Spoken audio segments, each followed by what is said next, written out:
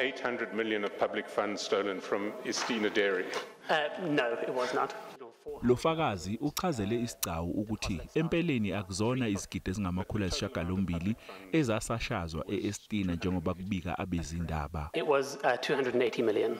Ubesetshela usihlalo weKhomishana ukuthi kunomuntu thizeni owayengamathe nolimi nomndeni wakwa Gupta okunguyena imali yaleli ipulazi eyaphelela kuyena. By far the largest recipient of funds personally from the iEstina project in that regard was a man by the name of Chandrama Prasad. And Chandrama Prasad, the Gupta leak show, was a very close Gupta associate.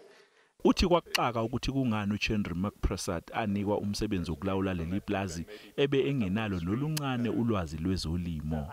He had no experience whatsoever in agriculture.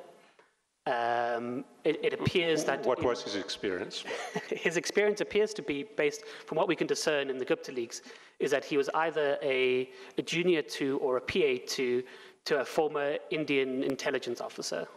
Izigi zale iKhomishana zaqala ukuzwakala ngokuthi ababeyisebenzi zomnyango wezolimo esifundazweni bashaqwe uphiko lwamaHawks besolwa ngenkohlakalo eyenzeka kuleli ipulazi.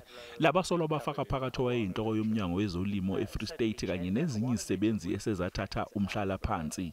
Laba babesolwa ngenkohlakalo ethinta isamba semali esingaphezulu kwesigidi ezingama-200 zamarandi nokuyimali okusolwa ukuthi yakhwatshwaniswa.